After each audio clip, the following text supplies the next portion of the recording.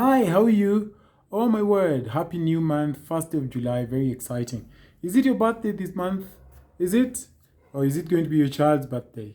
Good evening, if it's your first time here, karibu sana. Eric is my name, the other one is Omondi. Somebody was putting me to task the other day. What's Duncan about? Yes, Duncan is also my name.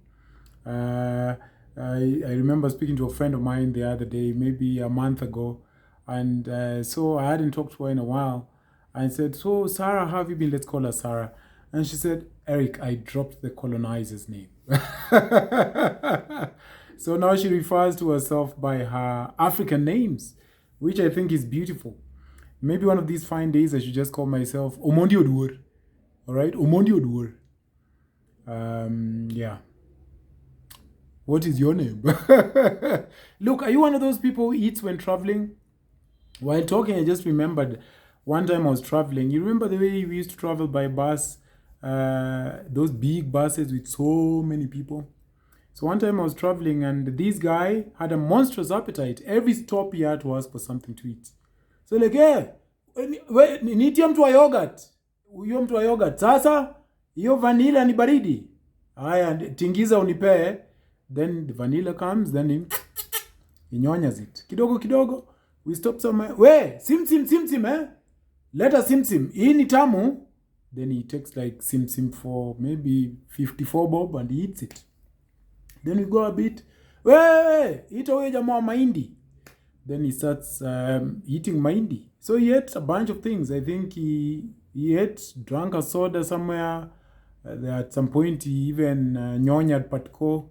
You know, he was just eating many things. And then he went quiet, and then we were just like, all right, maybe Mr. Appetite is just falling asleep. Maybe he's taking a nap and he'll resume his eating later. But I later heard him growl. He was like, ah! So he was motioning for the conductor to stop the car, the whole vehicle. Like he was in some crazy discomfort. He had to go, like he really had to go. If they'd waited another minute, he'd have gone there on the aisle. So they stopped the car. Now it was in this rather smack in the middle of the mid-afternoon, maybe around 2:45-ish. And so he got out of the car in the plain view. There were no trees, no nothing, just, just land and the sun on top of the land. And he had to go there and the whole 120 eyeballs were just on him like this, looking at him, doing his business. And it was long also, so he was there for a decent, maybe 7 minutes of just... So I was thinking about him earlier today and wondering what he's doing with his life. If that at all taught him a lesson, or if he's just carried on eating ferociously like that. So, yeah, so don't... So don't be eating. Maybe you can just eat when you're departing and then you'll eat when you land on the other side. Can you imagine 60 random people looking at you and buttoning your pants, then like doing your business like that? Yeah, anyway. I have a wee circle of friends and I've been thinking about friendships, at least how we make friends. I've learned and I'm learning as you grow older, your personality really concretizes. And it's very difficult to make new friendships. So you sort of just carry along with the ones you made in the yesteryears. At least that has been my experience. And so I've been thinking about friendships, especially factoring in these social media craze. For some reason, people are so taken by the need to trend and get retweets and favorites and have your videos have the most views. I'll never understand it. I guess I'll never understand it. I'm not so big on social media like that. So yeah, so I see all manner of stuff. Yesterday I came across a post somebody shared, which I thought was an intimate thing to share. And I was left thinking, where are his friends, right? Where are his friends? And hence, I thought the need to have a quick conversation around friendships, all right? The good book says that he who has a friend must also show himself or herself friendly. How I've gone about categorizing my friends is in 3 simple ways I want to share with you. Of course, there are many categories, but I chose three. They works best for me. It's very simple. So the first tier is my confidence. There are not many. They're just a few, and these are people. If you're wondering, confident is somebody you'd say, "Oh, by the way, that other weekend on the rally, I went to Naivasha and I got happies. Yay! So I'm a happies carrier now." I mean, and you'd sleep at night. You'd know they would not tell on your business, right? Or somebody would tell, the hot guy I told you about, who I really, really love, who I've been dating for 4 years. Turns out he has 4 wives and 13 children. And still, you're not going to feel some type of way if you tell that to a confidant. The second category of my friends, or at least how I've categorized them, are my constituents. Constituents for me are people who care for the things I care for. They are for the things I am for. So, for instance, if I am very religious, my constituents tend to be also religious. Does that make sense? If I enjoy, say, meditation and some quiet, my constituents tend to enjoy the same things or enjoy the same things. A lot of us, though, confuse our constituents with our confidants. They are not the same.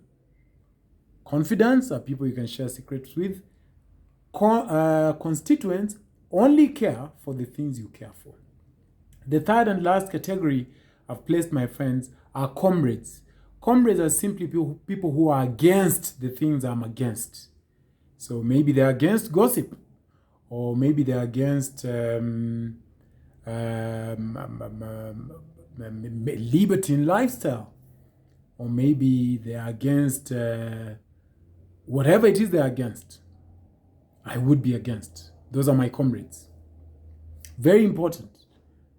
Confidant, constituent, comrade. That is how I classify my friendships. All right? And it's easy and it makes me sleep better at night. How I decide which box to fit them, I keep saying your life is the weight of your word. So I observe them, how they carry themselves, and how they treat me as it pertains the way they carry themselves. And then they just fit in a nice box like that. The reason I do that is so that I don't confuse a comrade to a confidant. So that you have been admitted in the hospital, you invite a comrade in the guise of a confidant, and then the pictures of your bum end up circulating on social media because you thought a comrade is a confidant. All right? That being said, how do you tell apart genuine friends and fake friends? Do you have a genuinometer, perhaps? So I've been thinking about that, and I think it's worthy a conversation to have, especially now with the social media craze. People are just, my goodness, people are just out there sharing everything. If that's your style, bless your heart and power to you. But I think there is need to have an inner circle and an outer circle and then the others. It's healthy that way. I mean, even the Christ had John, James, and Peter, all right, as his inner circle. Remember when he went upstairs on the Mount of Transfiguration, he had 3 people. It's very important. Out of the 9, he took up the 3. You cannot always go with the 9. The 9 are important. They make up the 12, but you need a 3, right? At least that's what I think. So then how do you tell apart genuine friends from fake friends? One of the things that comes to my mind, which we did and I still do with my friends, and a lot of this generation doesn't do much. I think genuine friends tell you the truth every time. All the time. However nasty or uncomfortable you'll feel, they'll call you out on your BS every time with love. They will not shout at you publicly, but they'll pull you aside and tell you, you know what, I see you blundering and you're going the wrong direction. That is a quick, easy way to tell a genuine friend from a fake one. All right? If you're with ones who are fake, they'll always lie to you.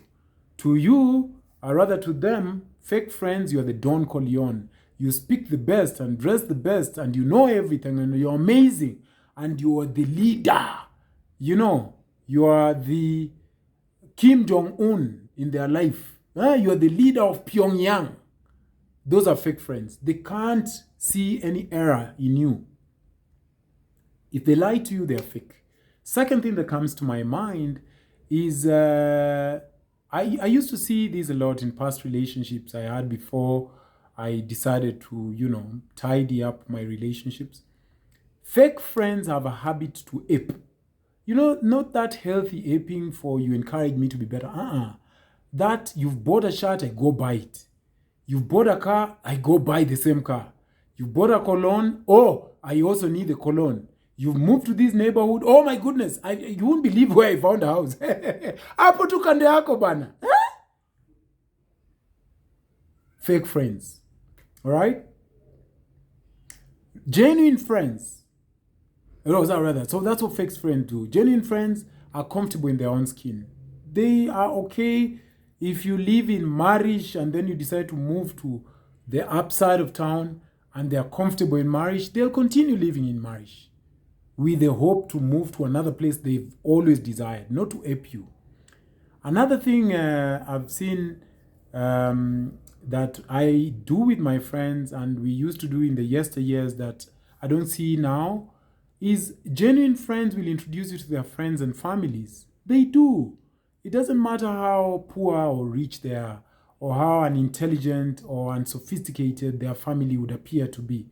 They take pride in introducing you to their families and friends. Fake people, not so much. They hide. You've known them for so long, they've never, ever, ever taken you to their family. You don't know their wife, you've never met their wife, you've never talked to their wives, you've never talked to a child, you've never talked to a brother. That's a fake person. That's a fake person right there. All right? The other thing that comes to my mind, which I think somebody should be on the lookout for, is how genuine friends try to make you better through their actions. They're not hypocrites. Like a friend of mine was telling me the other day that, when you get ready with your plan to want to build a house, come, I'll sit you down, introduce you to my fundis, and don't buy into these nonsense about houses being too exorbitant, because they are not. If you get the right fundis, I did mine for X amount of money. So this one you're admiring, which is X amount of money, you can actually slash it by half. So I think genuine friends do that. They want to make you better through they themselves, acting right. They don't go behind your back and hide and do dodgy things, or maybe try and one-up you. I think that's very important. How is it you decide apart genuine friends to fake ones? Right? Is there a way you tell?